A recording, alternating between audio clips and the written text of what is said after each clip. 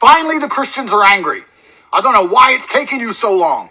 Even as a Muslim, even as somebody who's recently reverted, it gives me genuine happiness to see the Christians finally angry about something. You have gay preachers, LGBT drag story hours at your fucking churches. You say Typical. The usual. This is the kind of nonsense, the kind of propaganda that you will hear from people who don't follow Christianity or have turned away from the faith and instead have given their lives over to secularism, atheism, and feminism. The exact same ideologies, by the way, that are producing the degeneracy that he's complaining about. Hold on. Didn't this guy used to sell women for money? You hypocrite. The truth is this. If you're not a Christian, you are not going to know how much Christianity is fighting against this degeneracy that he, Andrew Tate, has contributed to. Why? Because you're not involved. Do you really think a person who prioritizes clubs, hedonism, worldly things is going to know what the church is doing to fight against abortion? Who's outside abortion clinics? It's Christians. Who do you see on the street speaking up against LGBTQ? It's Christians. Why do you think LGBTQ hate Christians so much? Who's outside debating Muslims, atheists, secularists, feminists? That's right, it's Christians. You guys really need to show a little bit more respect, because if it wasn't for the Crusades, the Western world would be speaking Arabic right now. I don't think Andrew Tate understands that the Western countries are no longer Christian. Guys, listen, please get this through your heads. Western countries are secular.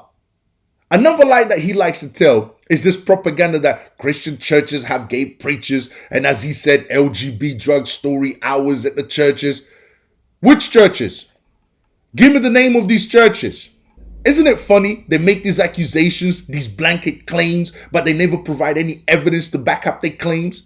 I don't know of any church that doesn't say homosexuality is a sin. I don't know of any Christian church that doesn't say gay marriage is a sin.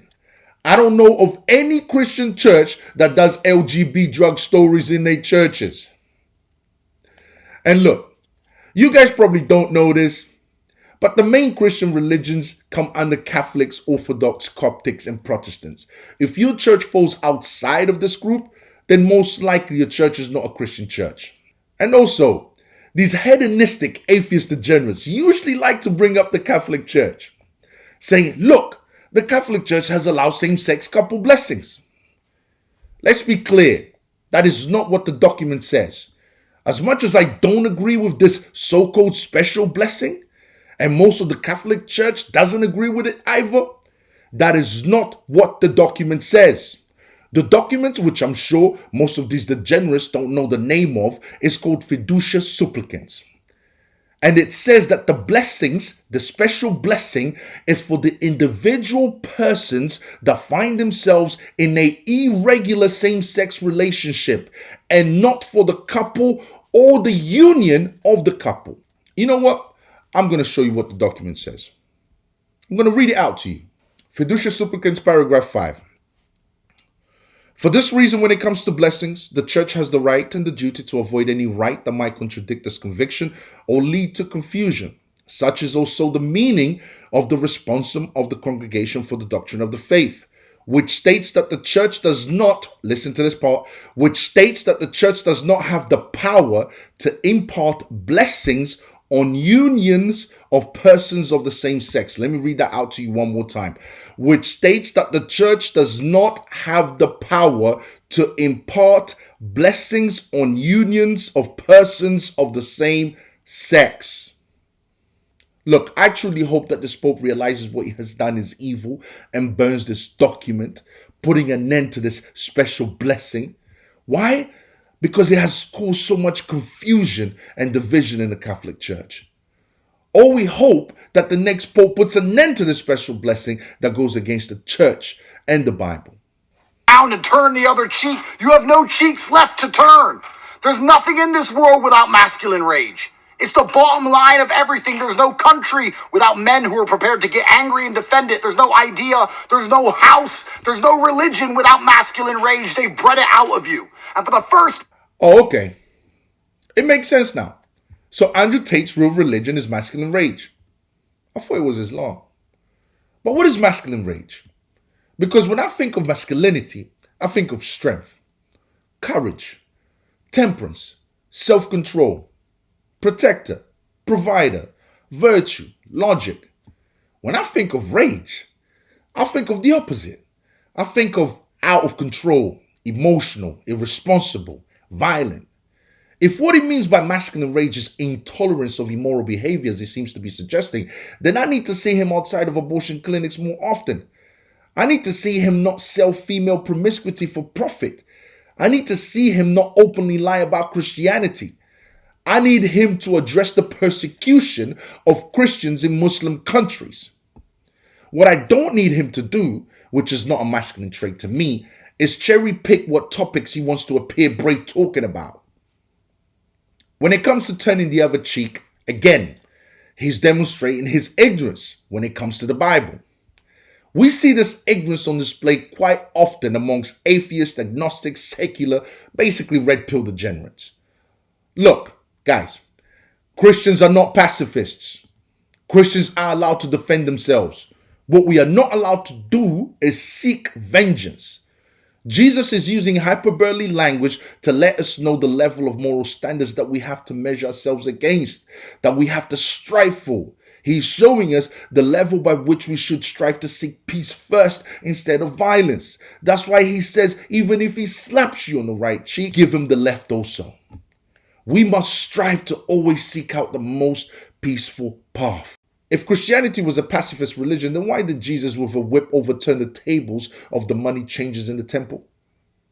Go look it up. John chapter 2, verse 15 to 17. Why did Jesus tell the disciples to buy swords?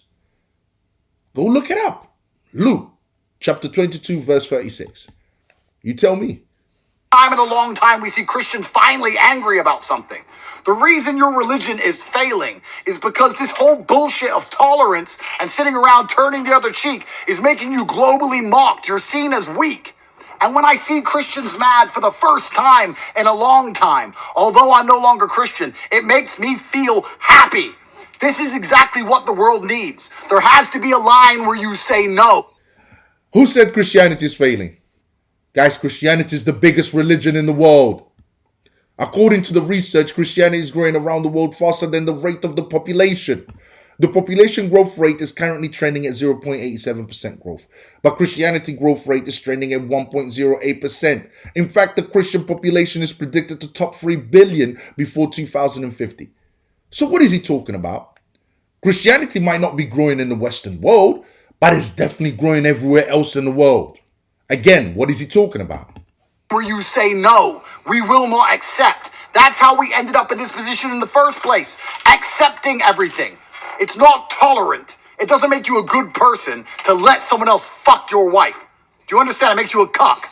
And it gets to a point where you finally have had enough. This piece of shit, which tried to stab the preacher, I don't care if I was defending a nation state and I was a sniper and I had the opponent nation state's holy man in my sights. I would not pull the trigger in the middle of a sermon. There's no excuse for that. This person deserves the harshest possible justice. And guess where he's not going to get it? He's not going to get it in some bullshit Australian prison. He's going to get a lawyer. The lawyer's going to talk about his human rights and his mental health. He'll be back on the street soon. While he's in jail, he'll be living better than most people around the world even live in Muslim and Christian nations. This piece of shit deserves an eye for a fucking eye. Isn't that what the Bible says? And for the first time ever, Christians are standing up. If Christians stood up, the Western world wouldn't be failing in real time. Again, Andrew Tate is displaying his ignorance. He seems to think that the Western world is Christian. Wrong, Andrew. The Western world is secular. Do you really think if the Western world was a Christian theocracy, abortion would be legal? Of course not. Do you really think if the Western world was a Christian theocracy, same-sex marriage would be allowed? Of course not. The church is not in charge of the state. The Western world hasn't been Christian since the 17th century when the separation of church and state happened. Since then, the Western world became secular and decided to use, guess what, human reasoning to decide what is right and what is wrong. And guess what we've seen since then? We've seen the birth of evolution, Marxism, feminism, LGBTQIA, secularism, humanism, BLM, wokeism, and so on. For someone who is hailed as an intelligent person like Andrew Tate is, one would think he would take these important historical facts seriously, or at least into account. But he obviously doesn't. How? As a Muslim, all of the problems of the Western world is down to an absolute lack of faith and conviction within the Christians. That's how they get away with all of this garbage. This is not about Muslims versus Christians. That's not what this is about. This is what they want. We need more God, not less God. We need more men who are prepared to stand on God and fight for God. It is the atheists, it's the people who believe in nothing. They're the ones who are pushing and purporting the ideas that are destroying your society. They are the people who are trying to destroy your family life and poison your children. I have no problem with Christians. I embrace Christians as my brothers, and finally happy to see you standing up for yourselves. I truly pray this piece of shit gets what he deserves. And why do you think we've seen the rise of atheism in the West? Exactly. We've seen the rise of atheism in the West precisely because we live in a secular Western world and not in a Christian theocracy. Last time I checked, the Christian church hasn't reduced its mass times. The Christian churches haven't stopped its evangelical outreach. The Christian churches haven't stopped calling for abortions to be made illegal. The Christian churches haven't stopped condemning no-fault divorce, haven't stopped telling society that same-sex marriage is a grave sin. Neither the Bible nor the Christian churches have stopped pushing the same message last time I checked. And as we have established, Christianity is growing faster than the rest of the population. Can Christians do more? Absolutely. And we are preaching this message too. Christians need to be more bold when it comes to telling the world that we are unapologetically Christian. And we will not compromise our beliefs. I had to clear this up, guys, because secularist, atheist, red pill, incel, feminist degenerates are the scourge of society when it comes to spreading lies. Anyways, guys, I hope you enjoyed this reaction. Don't forget to like, comment, and subscribe, and I'll see you next time, guys. All right, peace. Take care.